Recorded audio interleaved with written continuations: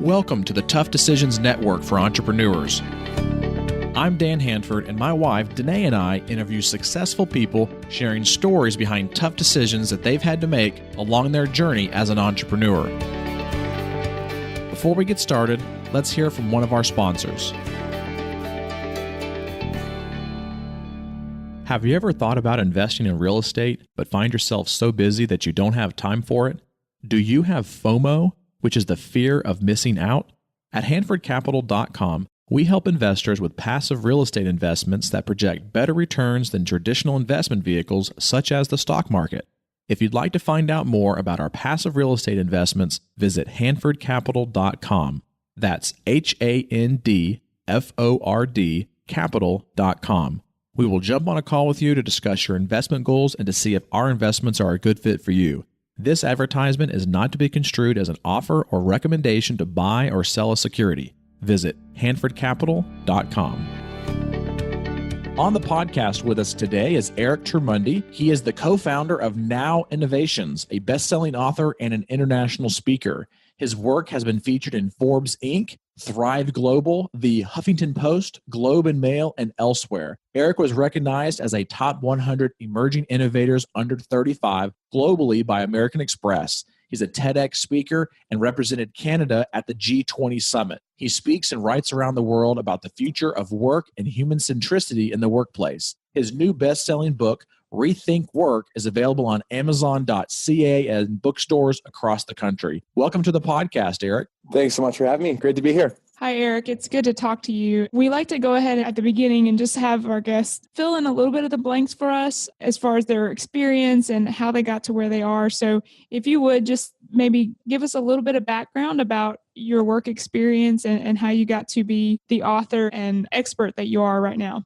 Yeah, sure. I mean, if we look at any sort of mainstream media today, whether it's digital or print or TV or anything, anything online, we're seeing that work today, and it has for a long time, has this incredibly negative connotation. We drag our feet to work on Monday. We half celebrate hump day and skip out of the office on Friday afternoon. And when we're looking at workplace trends, we're seeing that, workplace engagement hasn't really changed in the last 10 years. We're still sitting under 30%. We're seeing that it's really difficult to attract and retain talent. Studies now are showing that the average individual who will graduate out of post-secondary now will have 13 jobs by the time they're 40. And the idea and the notion around work is quite negative. Then you add in these, what I would say are perceived generational differences and difficulties, and we see all this rhetoric around this narcissistic job hopping, not loyal, basement dwelling, Xbox playing generation that is this millennial cohort. And I think really what it comes down to is that human resources is very much a reactive cost center. And what I think it needs to be is a proactive investment center. So using my experience,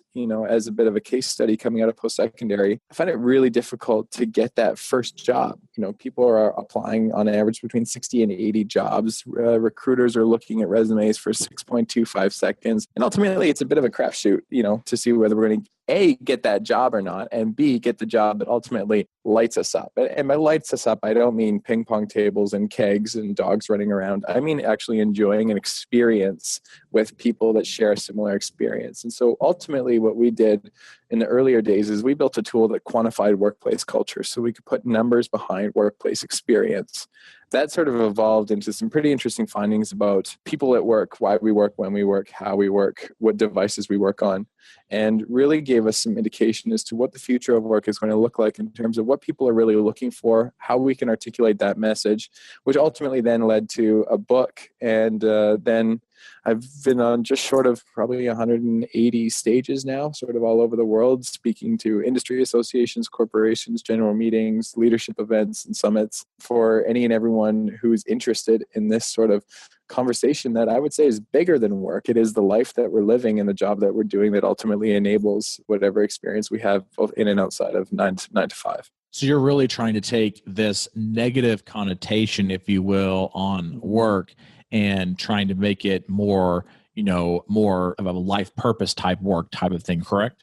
Yeah, I mean, purpose is an interesting word. I think impact is an interesting word. I think sort of value add is an interesting word too, because usually when we see those words, they're often associated with sort of nonprofits, charitable organizations, NGOs, et cetera. And I think that's well and good. At the same time, I think you can feel purpose in sort of a traditional white collar environment too. I mean, Simon Sinek's Start With Why is again really great for these charitable nonprofit organizations. I actually think though too, there's a why for the accountant, there's a why for the person in finance, there's a why for anyone who's in sort of these white collar positions too. And that purpose might be to close the deal. It might be to make money for the company. It might be more traditional as well. And I think that's okay. So, Eric, did I understand you correctly that when you first left the post-secondary school, you were looking for just the traditional job or position to start working? Did you find that, or did you immediately just get frustrated with that and try to go your own way? How did that play into where you are right now with the whole, rethinking the work? Yeah, no, I mean, great question. It was the latter, certainly. I mean, I wanted to have that white collar 33rd floor of the downtown corporate office space job. That was what I thought it meant to be successful. And I don't think that's not successful today. Obviously, it's just not the path that I ultimately went down. The frustration was exactly in what you had said. There were numerous attempts to get that job, to get that interview. And, in a world that's busier now than it's ever been before, where, these companies are getting hundreds, if not thousands of applications, it's really hard to differentiate. And so I thought, okay, maybe it's the time to sort of tackle the recruiting system and the way that we talk about work in general in order to help other people find a job that they would ultimately enjoy. Let's do this. Let's talk about what I like to call the sore thumb tough decision, where it's a tough decision that really kind of sticks out like a sore thumb that you have made that, didn't really have the outcome that you had expected. I mean, when you get into this sort of consulting space as, well, at the time, a 22-year-old who's consulting on human resources, that's a tough decision because there aren't a lot of people who would volunteer to spend a lot of money on a 22-year-old who's advocating, a change in HR best practices. So, the question is do I continue to sort of beat my head against the wall and try and get a job? Or do I try and come at this whole conversation in a different way and start sort of an entrepreneurial venture? That's one of the many tough decisions. The next tough decision, came with, should I even be investing more money than I've got, more time than I have into writing a book about something that I'm really passionate about? The next big one was, do I really want to be, traveling 150, 180 days a year and really changing my entire life to be a representative for what I would argue is a cause that I think we all need to be a little bit more invested in. And that might not be the same as a charitable or a volunteer group, but this conversation around work is one that we're all invested in, whether we like it or not. And I think that, I've sort of made myself out to be a bit of a pioneer for change in the space. Not that I'm the only one by any means, but a series of tough decisions along the way. And, that's part of what I like most about the job is that there's a lot at stake a lot of the time. And by no means am I right on every occasion. And it's just a constant learning process. What are some of the changes that you recommend in your rethinking work in those HR practices that you talked about? Yeah, if I were to look at any Fortune 500 company right now, if you go to their mission, vision, values statement, we value integrity, honor, respect, strong communication, a team-driven player that is motivated to succeed. Who doesn't? Right, exactly. Who doesn't? When we look at the job description today, it doesn't describe the job. It describes the skills and requirements needed to do the job. And so the biggest thing that I advocate for is to not just talk about the values and the skills required to do the job. Talk about the life that you get to live as a result of the job. Be more proactive in identifying what some of those cultural components are and stop looking for culture fit. If I were to ask you what culture fit is, it's really difficult to even say what that means. If I were to ask you what your experiential alignment would be and saying like, what is the actual experience? What is the life that you get to live as a result of the job? Then it'd be a lot easier to articulate. If it's easier to articulate, it's easier to relate to too. If I were to say, I value flexibility, teamwork, and work-life balance, well, that's great. I mean, those three things to me might look totally different than it is to you.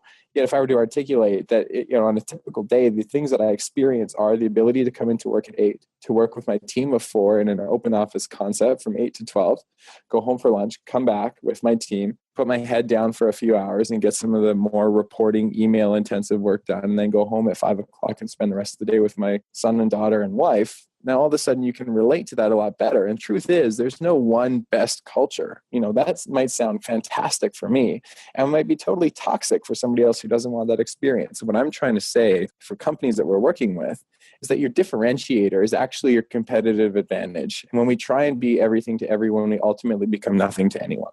What was it back when you made this decision to be in this, space of, rethinking work?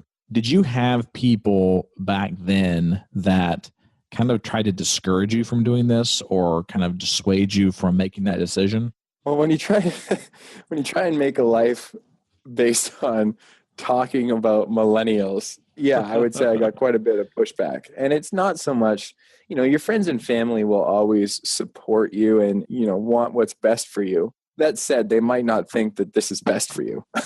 So it's not that I had people that were advocating against me. It's just that, people want the best for you. And if they don't think that that's the best, I would actually encourage them to speak up and let me know. Now, the thing about this whole millennial workplace conversation is, a lot of people are talking about culture. A lot of people are talking about change management. A lot of people are talking about leadership. I'm really trying to come at this conversation in a way that's quite unique, blending the future of work with technology, with recruiting and marketing, with leadership and change management, and really trying to offer a fresh perspective. And so were people, doubtful in the direction? Maybe. I'd like to think that not in me, and that's okay. I mean, the whole thing about this entrepreneurial journey, especially in a service industry, especially in a speaking space, to carve out a career as a speaker at 22 or 23, is tough. And I wouldn't even say it's necessarily, my one passion. I think, to find your passion, and sorry, I'm dragging on a little bit here, but I think finding your passion is the best intended worst advice that people can get, because I don't think we have one passion. I think instead of trying to find our passion, we need to find the things that make us feel passionate, which means that it can be derived from hundreds, if not thousands of sources. And if we can realize that feeling passionate can come from so many places, then we'll start to realize that we already feel passionate. We're not chasing happiness, we're realizing happiness. And so this career enabled me to feel passionate about a way of work, a style of work in a field that I thought was fairly fascinating, that ultimately allowed me to carve my own niche out of it. So, Eric, obviously you found something here at a relatively, young age that allowed you, as you said, to feel passionate and got you excited, but you still face the hurdle of, here you are, again, in your own words, at 22, offering advice to, HR executives on how they need to change what they're doing. So what did you do to get yourself to a point where, you had some credibility to them, and how did you get in and get their ear, so to speak, to, have them listen to you?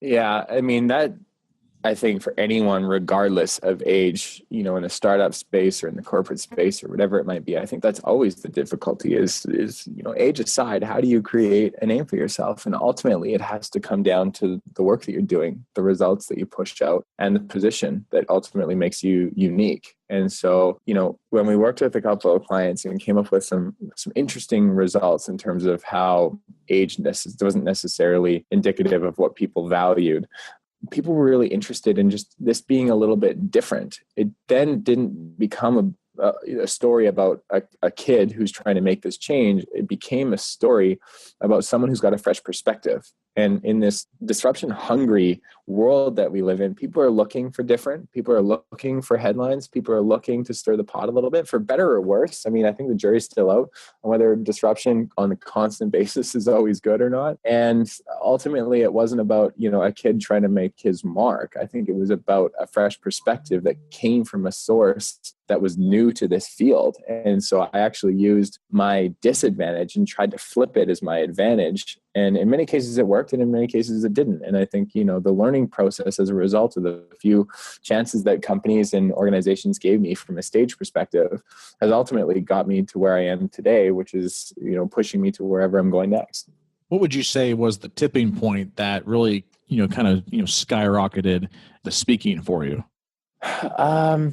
Skyrocket is probably quite a liberal term as to what's going on right now. I mean, I would say it's more of a hockey stick chart, and I'm just hopefully hitting the curve of the blade right now. That said, there were a couple of awards and some recognition that came early, as you mentioned in the bio, sort of that American Express Global Innovator Award, some Globe and Mail, Financial Post, Forbes features, some TV spots on national news, etc. But also, I have to give a lot of credit to my team at the National Speakers Bureau. I mean, they are a group of dedicated agents who have believed in me right from the start and pushed me out to their Rolodex, as agents do, but really believed in me early. And I'm endlessly grateful for Teresa and her team at the National Speakers Bureau for believing what I stand for and putting me out to their group. Because without them, there's absolutely no way I'd be where I am today. And what would you say your book has done for you?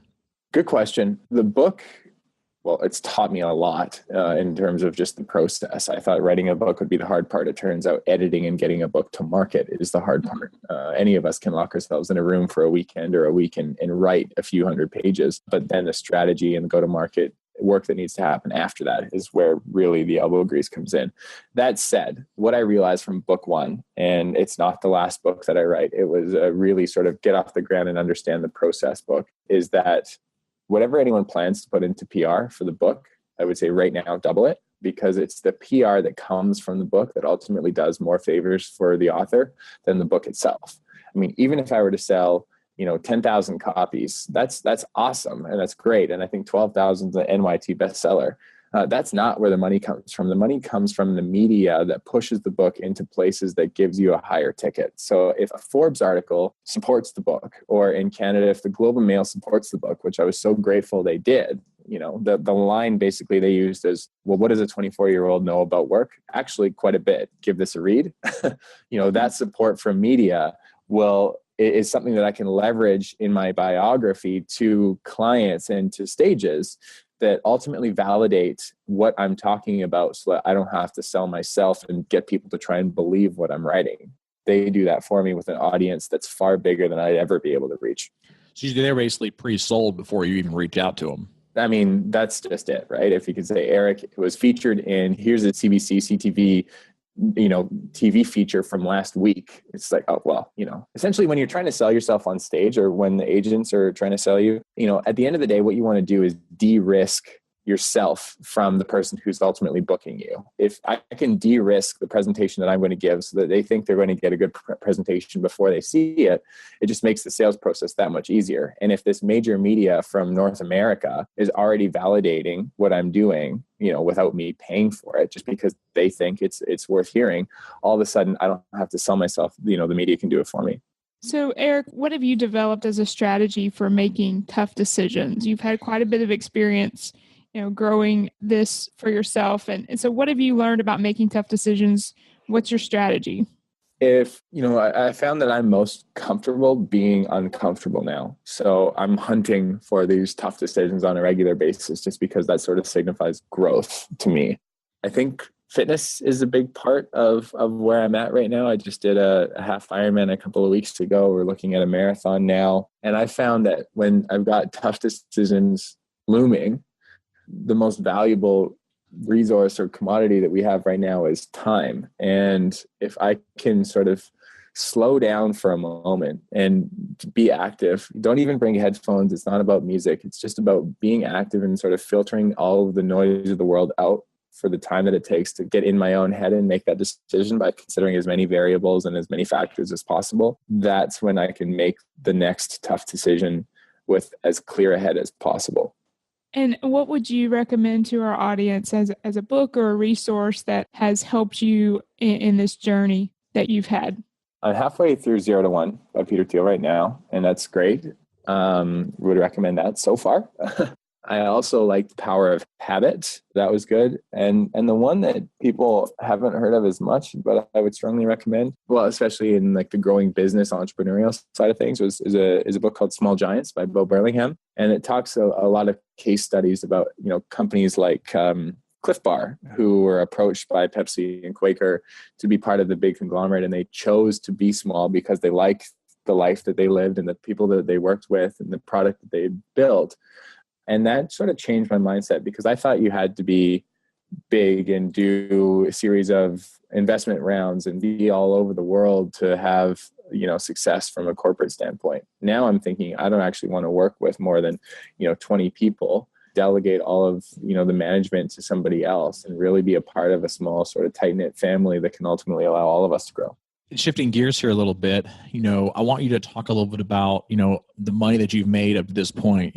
What's right now? I know you're young, but what is the most exciting place you've traveled or the item that you've purchased with the money you've made up to this point? Oh man, good question. Well, best place that I've traveled. I mean, for work, I've lucky to have been to Australia, to France, to Amsterdam, in the area, all through the States, all through Canada. And I mean, I'm a big fan of Eastern Canada. I grew up in small town British Columbia, which is sort of the west coast of Canada, in a small town of 20,000 people called Cranbrook. And so, when I go to the New Yorks and the LAs and everything, that's all fascinating and overwhelming in the best way. At the same time, going to Eastern Canada, to the small towns out there, it just sort of feels like home in a different way. When it comes to the money that I've made, I mean, I'm quite happy with how things are going right now. And I think we're sort of, again, just sort of at the base of that curve of the hockey stick. But I would say the money that I've made has allowed me to live in downtown Vancouver, which I think is one of the best cities on the planet, right next to the mountains. I'm a block away from the ocean, and in an apartment that I can call my own, which is great. But more importantly, this job has allowed me the flexibility. So it's not one purchase. It's not, I don't even have a vehicle. That's, I'm more interested in experiences right now. And what this job has allowed me to do is have the financial freedom to take a day off on a Tuesday, or, an extended weekend, to go see a mountaintop, or to go for a hike, or to experience something with someone who also has a flexible schedule. And that is what I'm more proud of than sort of any large monetary purchase. That's awesome. What's one item that's on your bucket list right now? A place you want to go see, something along those lines? Well, I mean, now I'm just shooting myself in the foot, because I would like a certain vehicle. Or item you want to purchase. So I'm a long ways away from that. Well, I mean, I'd like to get one of those Jeep Trackhawks. Oh man, 707 horsepower. Still an inconspicuous sort of low profile Jeep that kicks any other SUV by a long shot. That said, again, the travel part is, I'm looking at, a remote work month. I'm looking at the ability to go, essentially chase waterfalls for a couple of weeks. And, that isn't necessarily a large 6-figure purchase by any means. That said, the ability to be able to do that and have the time to do that is something that I'm really excited about. So it's not a big city. It's not another European tour or anything like that. It's more the ability to slow down and to take time to enjoy, everything that ultimately got me to where I am today and whatever's coming up next. Because I think that in this space, again, to be a thought leader requires time. It requires the need to slow down and to consider angles and perspectives that maybe people haven't considered before. Eric, I want to thank you so much for taking some time out of your busy schedule to be with us here on the podcast. How can our listeners reach out to you if they want to, find out some more information about you or start to follow you a little bit more? Yeah, I mean, LinkedIn's my go-to, just Eric Termuende, and I'm sure it'll be on the list here. Personal website is erictermuende.com. If anyone has any questions or comments, that's what I like most about my job, is the ability to connect with anyone who wants to have a chat. So I strongly encourage anyone to do that. I mean, I'm on Facebook and Twitter and Instagram, but the best way to get in touch is via the website or LinkedIn. Awesome. Well, thank you again so much, Eric. I hope you have a good rest of your day. Thanks so much for your time. You too. Thank you. Thank you for listening to the Tough Decisions Network. Be sure to visit toughdecisions.net to gain access to show notes for this episode and to join our free weekly entrepreneur email where we will send you news about the latest technology for your business, inspiring quotes, and the latest books for entrepreneurs. That's toughdecisions.net.